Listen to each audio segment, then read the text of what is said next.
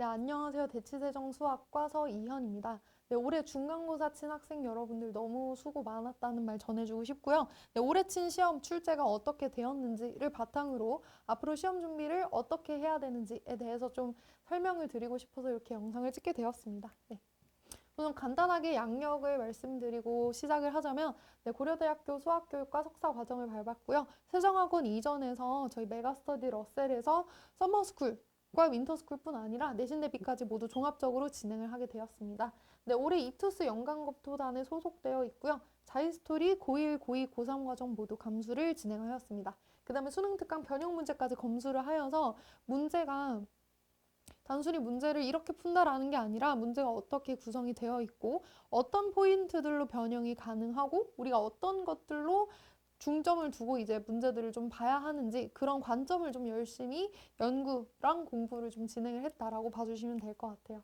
네, 뿐만 아니라 같은 이제 팀 엑시스라는 저희 팀이 있는데 네, 같은 학원에 중동고 전임으로 하시는 최택 선생님과 함께 교재 연구뿐 아니라 수업 연구, 방향성 등을 함께 계속 의논해 나가면서 학생들이 가장 효율적으로 잘 공부해 나갈 수 있도록 열심히 고민하고 또 노력하고 있습니다. 네, 우선 중대부고의 기출을 쭉 한번 살펴볼 건데요. 네, 한번 살펴보고 난 다음에 느끼는 게 있으시겠죠, 그쵸? 뭐 학생 여러분들 또는 학부모님들 같이 느끼는 바가 있을 거니까 그때 마지막에 마무리에 조금 얘기를 해보면 될 것 같아요. 네, 간단하게 말씀을 드리자면요. 일단 6번, 중대부고 6번 기출문제 보면은 2와 3으로 조립제법이 연조립제법 2번 진행이 되었죠, 그쵸? 제가 학생들한테도 연조립제법이 무조건 똑같은 숫자로, 똑같은 수로만 진행되는 게 아니다라는 거를 유형별로 많이 언급을 하고 우리 많이 풀어보고 또 수업도 진행했으니까 이해도 했을 거예요. 자, 근데 여기서 그뿐만 아니라 이게 3으로 나누었는데 이게 x-3이 아니고 지금 물어보는 게 2x-6이죠. 그쵸? 그래서 요거를 우리가 못과 나머지를 잘 변형을 해야 한다라는 거를 물어보셨어요. 근데 이 문제의 원형은 모의고사 기출인데 24, 25년도 기출에 나왔습니다. 거의 대부분의 기출이 최신 기출이에요. 그쵸? 학교 선생님께서 모의고사 최근 기출을 굉장히 잘 보시고 그 다음에 특이점, 특이 포인트가 있는 문항을 굉장히 선호하시고 그런 것들을 좀 많이 볼 수가 있어요. 굉장히 네, 그렇습니다. 어쨌든 자 일단 그래서 이거는 지금 아래 문제는 저희 세각 강남구 내신기출 유형 정리를 한 저희 교재에서 문제를 하나 발췌해 온 건데요. 한 문제만 있는 게 아니고 굉장히 많았습니다. 자, 이때도 지금 조립제법을 3분의 2로 진행을 했을 때 지금 얘는 x-3분의 2로 나누었을 때 못과 나머지가 되는 거죠. 그렇죠? 근데 요거를 우리가 3x-2로 나누었을 때 못과 나머지로 다시 변형을 해야 된다.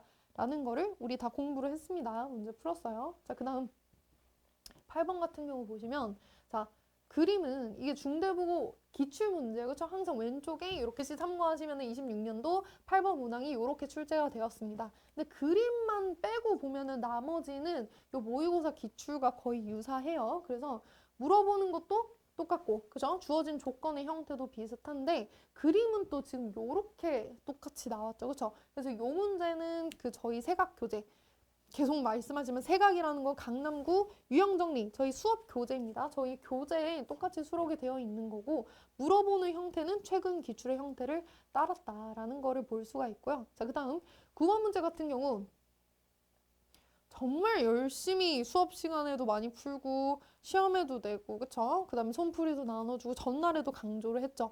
정말 많이 풀었습니다. 저희 이거 뭐 내신 기출 아니지 부교재 변형 문제에 정말 15문제 20문제 가까이 있었을 겁니다. 자, 그래서 요거 자, 그냥 단순히 뭐 복소 평면을 주기성을 파악하거나 이런 거에서 그치는 게 아니고 원하는 조건의 주기를 어떻게 띄는지를 판단할 때 정말 요긴하게 쓰이죠. 그렇죠? 근데 심지어 중대국어에서는 n만 나왔어요. 그래서 한 문자만 우리가 찾으면 되었기 때문에 그렇게 어렵지 않았고 한 문자만 있는 것도 저희가 연습을 하고 m과 n 두 문자가 들어간 것도 전부 연습을 하고 m과 n이 있을 때 최대값 구하는 거, 최소값 구하는 거 또는 최대값의 합의 합을 구하고 뭐 최소값의 뭐 합을 구하고 이런 다양한 형태들을 다 연습을 했거든요. 그래서 이걸 보고 자유자재로 풀 수 있었어야 한다. 그죠? 그렇게 연습을 시켰고 그렇게 출제가 되었습니다. 10번 같은 경우는 제가 왜 캡처를 안 했죠? 그렇죠? 10번 같은 경우는 선생님께서 집어주신 문제에서 이제 두근의 차를 물어보시는 게 있었는데, 자, 우리 반 친구들 두근의 차 보면은 계산 쉽게 하는 거 제가 말씀드리긴 했죠. 그쵸? 자, 근데 형태가 조금 어려워 보이나요? 그쵸? 어려워 보인다고 이해를 해보면은, 자, 근데 별로 어렵지 않아요. 2차 방정식이고 최고 차항의 개수가 1이고 서로 다른 두 허근인데 한 허근의 허수 부분이 마이너스 1이다라고 얘기를 했으니까 켤레근을 우리가 찾을 수 있겠죠. 근데 사실은 그러면은 개수가 실수인 것을 확인을 해보긴 해야 되는데, 자, 어쨌든 그러면 요 형태에서 36이다. 우리가 알파 베타를 세울 수가 있겠죠. 그쵸? 근의 형태를 우리가 둘 다 파악을 할 수가 있으니까 알파 베타에 대입을 해서 두 근의 형태를 찾고, 그 다음에 여기에 fx에 대입을 해서 m을 제곱하면은 우리가 뭔가 정리되는 형태가 나올 거거든요. 그죠? 다 알죠? 그래서 이렇게 풀 수 있는데, 이 문제에서 우리가 봐야 될 것은 여기에서 완전히 문제가 똑같지는 않아요. 근데 두근의 차, 그 다음에 2차 방정식의 하나의 허근, 이렇게 두 개의 키포인트가 있다면 충분히 엮을 수 있는 문제였거든요. 그래서 그닥 어렵지 않았다라는 생각이 들고, 두 가지의 집어주신 문제를 약간 하나로 엮은 문제가 아닌가 싶은 생각이 듭니다. 자, 그 다음 11번 보시면요. 자, 11번 같은 경우는 제가 전날에도 설명을 했어요. 직보 때 설명을 하고, 이때 변형되면 어떡해요? 라고 우리 반 친구가 물어봐서 굉장히 이게 조금 사실 특수한 상황이에요. 특수한 상황이고, 왜 특수한지 설명을 해주고, 만약에 변형이 된다면 숫자 변형될 가능성이 크다. 왜냐면 너무 특수한 상황이기 때문에 변형을 한다면 뭔가 전반적으로 문제가 살짝 더 뭔가 조건이 많이 주어지거나 그래야 되거든요. 그래서 길이가 비슷하거나 형태가 비슷하면 숫자 변형이다라고 얘기를 했는데 숫자 변형으로 거의 나오기는 했죠. 그쵸? 이 문제가 사실 조금 어려웠습니다. 네. 그 문제인데 특수한 상황이고 쉽게 푸는 방법까지 이렇게 손풀이를 해서 제가 전날 컬러 프린트까지 해서 네, 주어줬던 기억이 납니다. 자, 그 다음 이 문제가 사실 절대적으로 제 목소리가 지금 조금 안 나오거든요. 제 앞에 숙명여고 해설을 좀 촬영을 해서 네, 양해 부탁드립니다. 그리고 자, 그냥 해봅시다. 자, 13번 같은 경우는 사실 절대적인 문제의 난이도는 이 문제가 제일 높아요. 그러니까 이게 모의고사 기출의 30번이거든요. 30번인데 문제가 어렵습니다. 근데 문제가 이제 키포인트만 알면 그렇게 어렵지 않은데 그 그래프의 형태를 찾는 게 좀 어려워요. 그래서 이거를 전날에 풀어줬던 기억이 나는데 요것도 변형을 할 때 살짝 특수한 상황이 발생을 딱 합니다. 그래서 변형이 만약에 된다면 요거 아니면 요거밖에 없다라고 제가 막 동그라미 쳐서 그려줬던 기억이 아마 날 거예요. 그래서 그 특수한 상황을 만약에 기억을 한다면 금방 찾아낼 수 있는 문제였고요. 그래서 저희 반 친구가 끝나고 전화가 와가지고 요거는 풀었다라고 얘기를 해줬거든요. 그죠? 그런 기억이 납니다. 그래서 근데 이 문제가 제가 저희 반 친구가 이제 집에 가기 전에 이렇게 어려운 거 안 나오겠죠? 했는데 제가 여기 나올 것 같은데 이렇게 얘기를 했거든요. 왜냐면 얘가 특히 갑자기 조금 확 어려웠었어요. 그래서 나머지는 사실 어렵다고 해도 완전하게 킬러, 막 완전히 어려운 문제는 아니었는데 이 문제는 확 어려웠고 선생님께서 한번 강조를 하셨다라고 얘기를 해줘서 이렇게 무조건 나올 것 같다라고 하고 변형이 된다면 이렇게 가능할 것 같다까지 짚어줬던 그런 문제였습니다. 14번 같은 경우는 2차 당식이 이렇게 생겼고, 자, 전국연합 교재, 부교재에서는 이렇게 출제가 됐고, 얘가 모의고사 원형이거든요. 그래서 요거 변형 문제 숫자 바꾼 거 하나 더 주긴 했었는데, 자, P1이랑 마이너스 P1이니까 얘들이 플러스 마이너스로 케이스 분류가 된단 말이죠. 그쵸? 근데 얘가 출제된 지가 굉장히 최근이고 해서 변형 문제도 많이 없었어요. 근데 이제 제가 생각하기에 얘가 만약에 변형을 한다고 한다면은 뭐 2차 다항식이니까 그쵸? 이제 뭐 지금 축의 미지수가 있으니까 뭔가 범위를 막 준다든지 아니면은 1차식을 우리가 좀 숨겨서 이게 지금 P1 마이너스 P1이니까 되게 간단한 단항식이잖아요. 그쵸? 그러니까 굉장히 뭐 항을 2개, 3개 이렇게 해가지고 좀 복잡하게 하면은 더 좋은 문제가 나올 것 같다라고 언급을 수업 시간에 했었습니다. 실제로 수업을 했었는데 출제가 된 형태를 보니까 뭐 범위나 이런 거를 주어주시는 방향까지 가시진 않았는데 얘가 지금 플러스 플러스 마이너스 이렇게 그냥 다 떨어져 있었는데 얘가 지금 곱셈으로 연결이 되어 있죠. 그렇죠? 변형을 정말 저는 진짜 잘하셨다고 생각이 들고 작년 중대부고 그 동그라미 이렇게 4분원 있었던 문제도 그렇고 문제를 풀고 정말 오 감동을 받았어요. 진짜 변형을 잘하셨다. 그러니까 문제의 메인 아이디어를 이제 작년 기출 같은 경우는 메인 아이디어에서 확 뭔가 도형에 대한 재해석으로 이루어졌던 문제였고 이 문제 같은 경우는 변형 포인트가 뭔가 있음에도 불구하고 살짝 어떻게 하지 신기하긴 했었는데 싶긴 했었는데 문제가 딱 이렇게 나왔거든요. 그래서 이 문제를 바탕으로 제가 또 며칠 뒤에 있었던 숙명여고 동영 모의고사에 요거를 또 넣기도 했습니다. 근데 그만큼 이 문제랑 작년 그러면 이런 기출 문제들을 보면서 제가 생각했던 건 학교 선생님께서 정말 열의를 가지시고 모의고사 문제를 잘 변형을 하시려고 정말 노력을 잘 하시고 또 그만큼 정말 멋진 문제가 나오고 있다는 생각이 들거든요. 네, 어쨌든 그렇습니다. 자, 18번 같은 경우는 굉장히 흔한 형태입니다. 그래서 2차 함수랑 뭐 직선, 그 다음에 삼각형의 넓이 관계를 물어보는 문제이기 때문에 이거는 무난하게 그래도 풀 수 있었을 것 같은데 대신에 이거 도형 보고 좀 쫄거나 하면 안 되겠죠. 그렇죠? 네, 그 다음에 20번 보시면요. 20번은 이거 지금 작년 중대부고 기출이거든요. 그렇죠? 그래서 요거 집에 가기 전에 제가 컬러 프린트까지 해서 봐야 된다. 알지? 이거 알지? 그래서 이거 수업 시간에 사실 이게 숙명여고에서도 제가 아직도 기억나요. 저희 교재 131, 132번에서 숙명여고 이렇게 나오고 그 이전에도 문제가 있어서 풀어주고 손풀이 주고 막 외우고 이렇게 시켰었던 기억이 납니다. 그래서 나왔어요. 그쵸? 그래서 작년 기출도 그만큼 조금 주의 깊게 보면 좋겠다라는 생각이 들고요.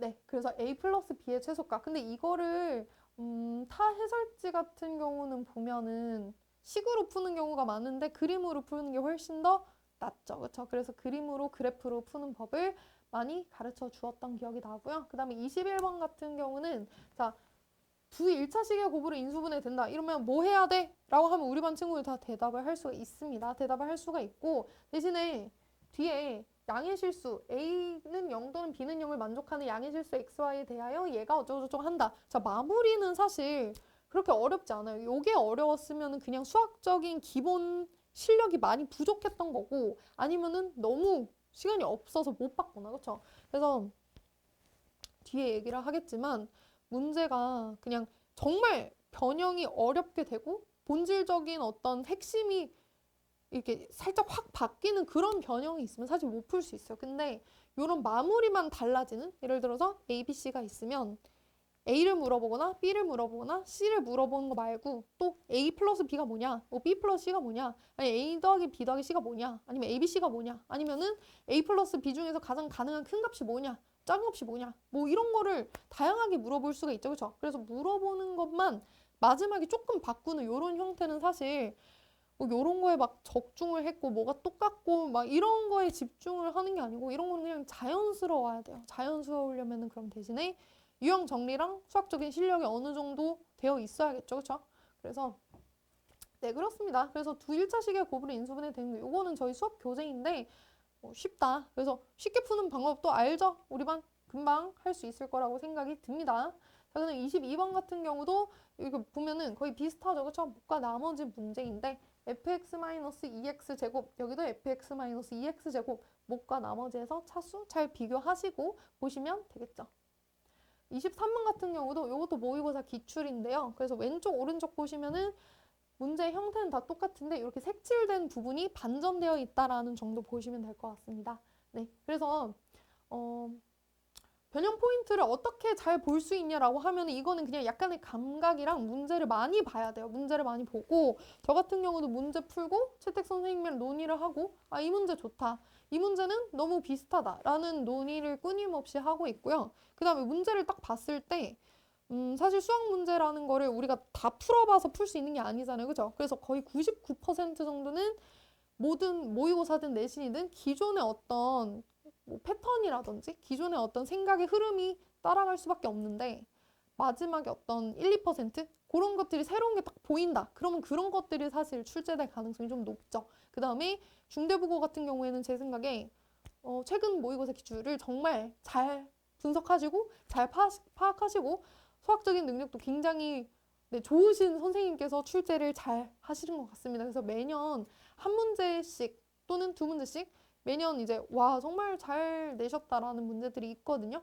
그래서 정말 어렵고 정말 특수한 상황의 어떤 정교한 문제들은 숫자 변형이 이루어지는 걸 볼 수 있지만 나머지는 조금씩 틀어서 내시는 걸 볼 수가 있다라는 거를 볼 수 있습니다. 그래서 어쨌든 부교재에서 다 가르쳐 주시긴 했어요.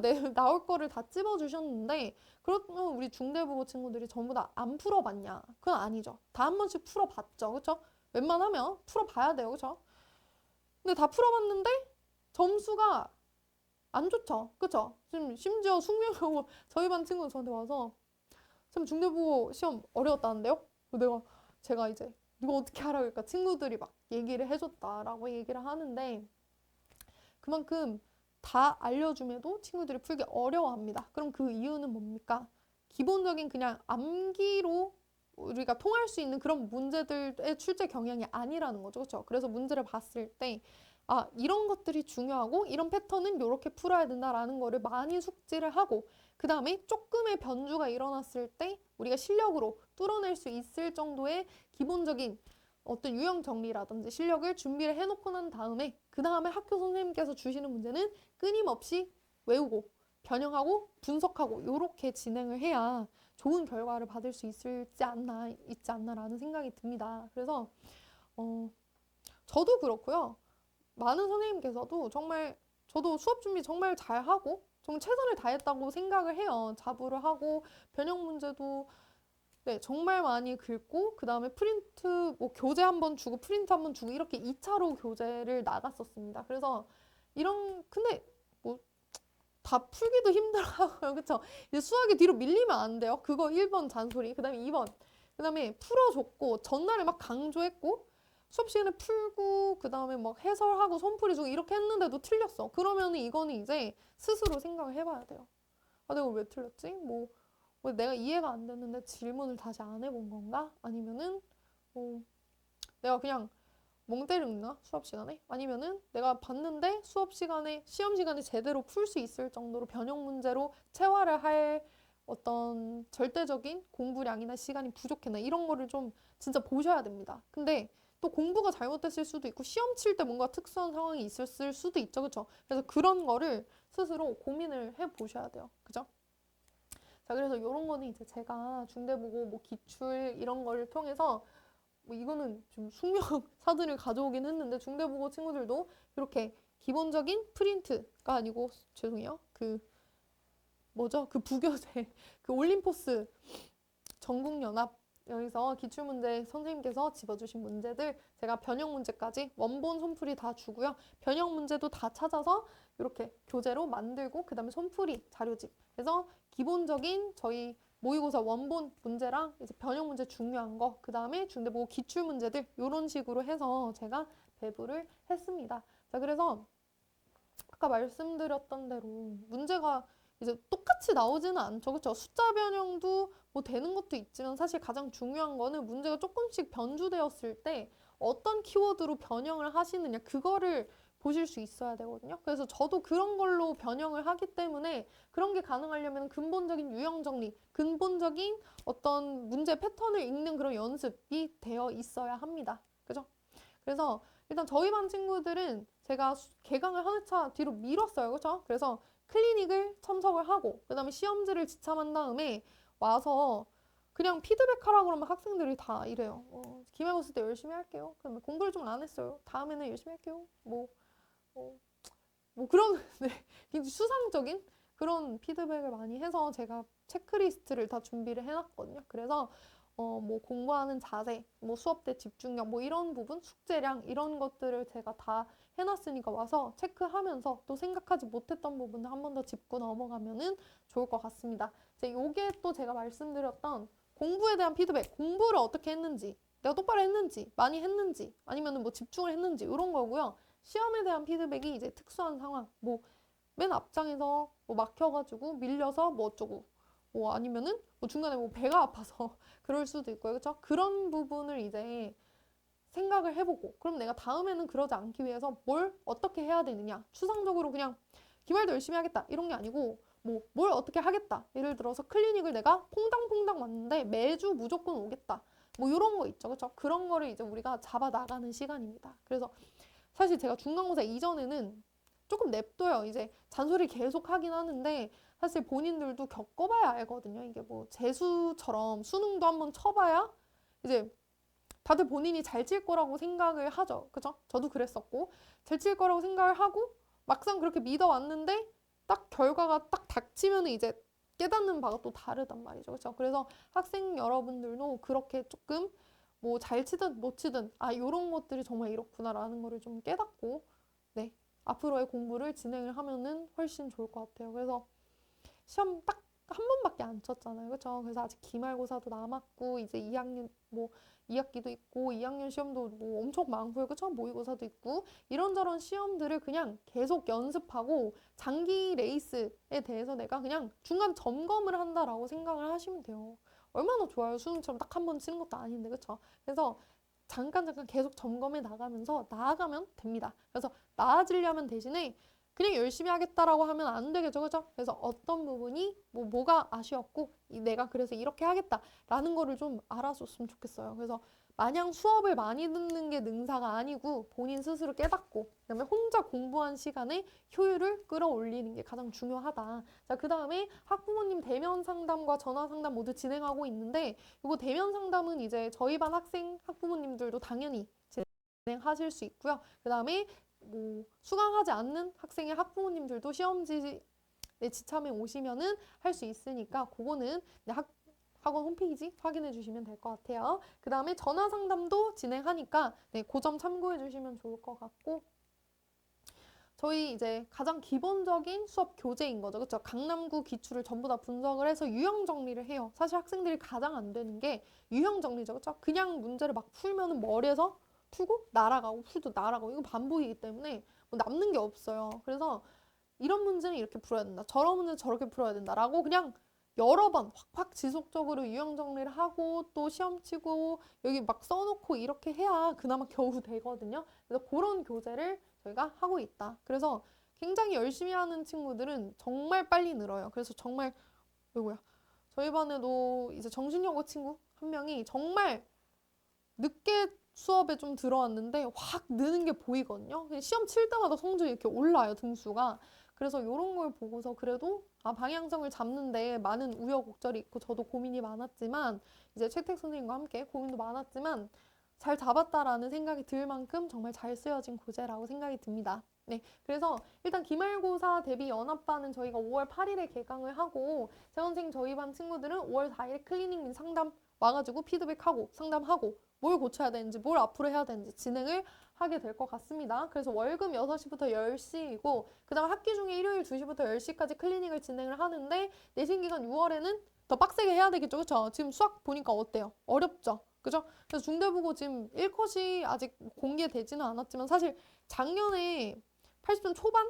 80점, 81점이라는 얘기가 있었는데 올해는 사실 저도 이제 되게 보수적인 편이기 때문에 정확히 말씀드리기는 조금 그렇죠. 혹시 들릴 수도 있으니까 모르겠지만 올해가 조금 더 어렵다는 어떤 평이 더 많기는 해요. 근데 그렇습니다. 네, 그래서 열심히 공부하시고요.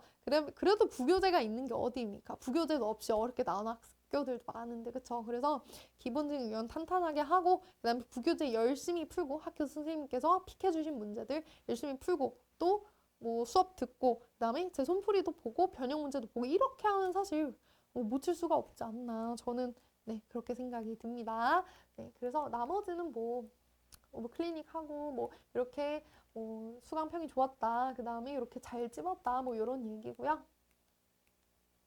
네, 그래서 당연히 시험을 잘 치는 게 중요하겠죠. 근데 시험을 한 번에 잘 치기는 사실 힘들어요, 수학이. 이제 사실 성적을 받기 좀 어려운 과목이라는 건 다들 잘 아시겠지만 찬찬히 하나씩 정리를 해나가고 시간 투자를 많이 하다 보면 어느새 갑자기 진짜 성적을 잘 받는 때가 오거든요. 저도 그 순간을 느꼈었고 그래서 그런 순간이 친구들에게 조금 더 훨씬 더 빨리 올 수 있게 제가 최선을 다해서 열심히 자료 정리하고 수업 구성하고 이렇게 하고 있으니까요. 네, 믿고 맡겨주시면은 더 열심히 같이 공부를 할 수 있도록 하겠습니다. 네, 감사합니다. 지금까지 세정학원 수학과 서이현이었습니다.